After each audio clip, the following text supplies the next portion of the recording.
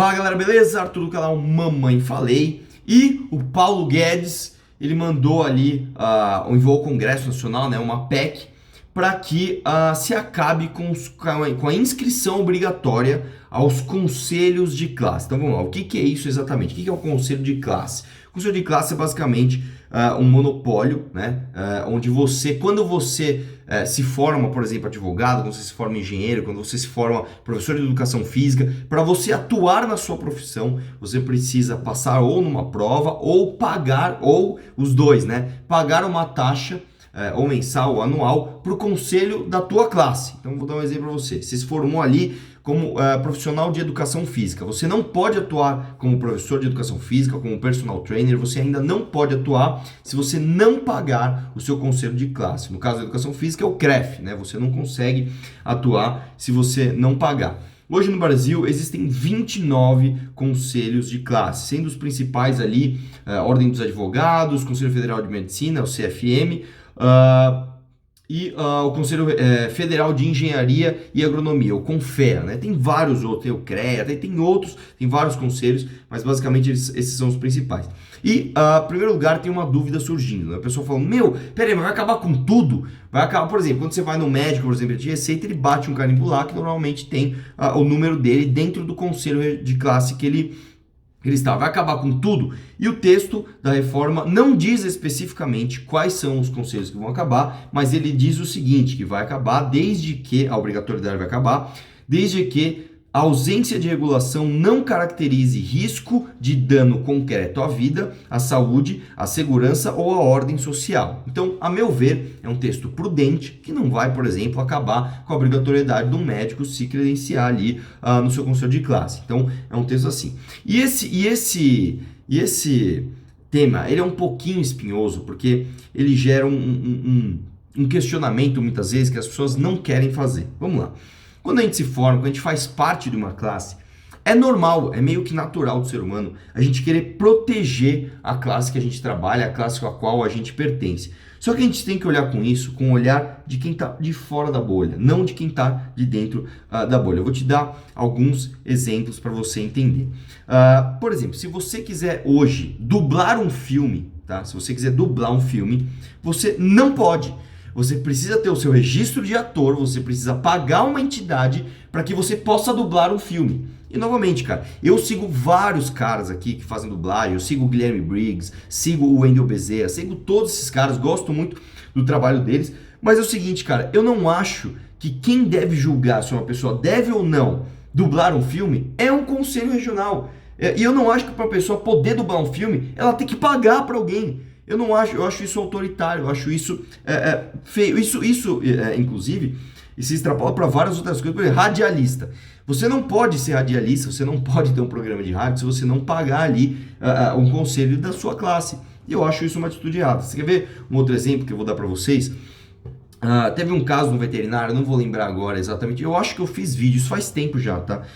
Eu não lembro aonde, mas teve um veterinário que ele decidiu que de sexta-feira ele ia fazer ali atendimentos sociais. Então o cara que não tivesse grana, ele ia lá, levava o cachorrinho dele e pagava um valor simbólico, pagava, sei lá, 10 reais, 15 reais, levava um presente para ele e ele fazia o atendimento do cachorro. O que aconteceu? O Conselho Regional de Veterinária chegou lá pro cara e falou, olha, você não pode fazer o que você está fazendo, porque outros veterinários aqui da região estão reclamando que estão perdendo clientes, né? Porque você vem aqui e atende mais barato.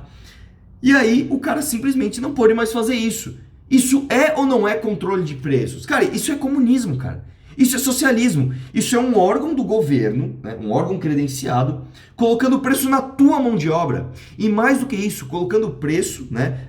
Tornando inacessível para as pessoas que tinham acesso a um benefício, cara. Isso pra mim é um absurdo, cara. Isso é um absurdo. Porque se é aquela história do meu corpo, minhas regras, se eu sou o responsável, se eu sou o dono da minha mão de obra, da minha a obra laboral, por que eu não posso vendê-la ao preço que eu quiser? Por que eu não posso vendê-la do jeito que eu quiser? No caso que eu falei aqui, por exemplo, de você dublar um filme ou de você ter um programa de rádio, se eu hoje for dublar um filme, provavelmente vai sair um lixo, cara. Vai sair um lixo. Mas quem tem que julgar se isso é bom ou ruim não é um cara com uma caneta na mão. São os consumidores, são as pessoas. As pessoas que querem falar, meu, a dublagem que o Arthur fez do tal filme é um lixo, então eu não vou assistir. A dublagem que ele fez de um jogo é um lixo, então eu não vou ver, não vou comprar. São as pessoas espontaneamente que devem fazer isso. Quer ver um outro exemplo? Se não me engano, no Rio de Janeiro, se aprovou por pressão de um conselho regional ali de educação física, que todas as academias têm que ter necessariamente um profissional de educação física, inclusive as academias de prédio. Aí sabe o que está acontecendo? Sabe aquelas academias de prédio que 2 moradores usam? Sabe aquela que tem uma esteira, uma bicicleta e aquele equipamento que faz tudo? Que você puxa que faz costas, aí você vira faz perna, aí você vira faz outro exercício. Sabe o cara fala assim, bom, eu não tenho condições de aumentar o condomínio de todo mundo para contratar um profissional de educação física e a academia só funcionar quando o cara estiver aqui. Sabe o que está acontecendo? Tá fechando a academia de prédio, cara.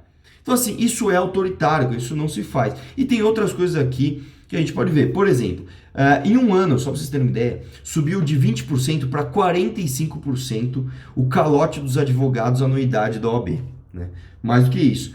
Se você pegar, por exemplo, as publicações que eu tenho feito no Instagram, a enquete que eu fiz aqui, eu fiz uma enquete no meu Twitter, questionando se as pessoas eram favoráveis ao fim da obrigatoriedade da adesão aos conselhos. Em 15 minutos, tinha mais de 4 mil votos, 87% das pessoas votaram sim. Ou seja, é uma demanda natural das pessoas que o conselho de classe exista? Não, não é, cara, não é. Ao contrário, é uma demanda natural que eles não existam mais, ou que pelo menos a obrigatoriedade não seja mais feita, né? E eu não tô aqui metendo pau nos conselhos de classe, eu não acho que devem ser extintos, eu não acho que você tem que acabar com os conselhos de classe, eles não servem para nada, eu não acho isso. Mas tem uma frase muito bonita que, acho que, se não me engano, era o Castelo Branco que falava. Ele falava o seguinte: se a Petrobras, por exemplo, é uma empresa eficiente, ela não precisa do monopólio, ela não precisa ser um monopólio, certo? Agora, se ela não é eficiente, ela não merece um monopólio. E a mesma coisa que eu digo para os conselhos de classe. Assim como os sindicatos, que eu sempre critiquei a unicidade sindical e o imposto sindical obrigatório, eu também critico isso nos conselhos de classe. Hoje, os conselhos de classe, em primeiro lugar, eles são monopólios, você não tem concorrência. Você tem um conselho de classe ali dominando uma região e você não tem concorrência. E você como um profissional daquela área, você é obrigado a pagar. Então, cara, qual é o estímulo que um conselho de classe tem, né, espontâneo, para trabalhar por você? Se você é obrigado a pagar e se ele não tem concorrência, por quê? Então é basicamente isso, cara. Se você é eficiente, se você é um conselho de classe eficiente, você não precisa nem do monopólio e nem da obrigatoriedade do pagamento. Agora, se você é ineficiente, você não merece esse pagamento obrigatório. Então, eu sou totalmente a favor dessa PEC do Paulo Guedes. Acho que é um avanço sim para o Brasil, é um avanço para que a gente desburocratize e faça com que as pessoas consigam progredir sem ter que obrigatoriamente pagar ali uma anuidade que muitas vezes passa dos R$1.000 por ano. Só para você ter uma ideia, um dos comentários na minha enquete do Instagram foi o seguinte, olha só. Caramba, cadê aqui? Moro no exterior e eles estão falando do CRA da Bahia. Não aceitaram meu cancelamento por e-mail, somente pessoalmente, pagando uma taxa absurda. Isso é 1000 vezes pior do que os sindicatos. Até hoje, em 15 anos, o CRA nunca fez nada por mim e nem pela classe. O outro, que esse sim era do preço, ele chegou a falar que paga cerca de R$1.000 por ano para um conselho que não tem nenhuma utilidade para a classe dele. Então, cara, é um negócio caro, é um negócio injusto, a obrigatoriedade do pagamento e ainda por cima não se tem concorrência. Sou completamente a favor dessa PEC e espero que as pessoas entendam, cara, que por mais que a gente tenha a tendência de proteger a nossa classe, isso tem que ser uma coisa espontaneamente demandada pela sociedade. E não é o caso. Então, sou totalmente a favor, espero que essa PEC vá para frente, beleza? Isso aí, um abraço e vamos questionar tudo.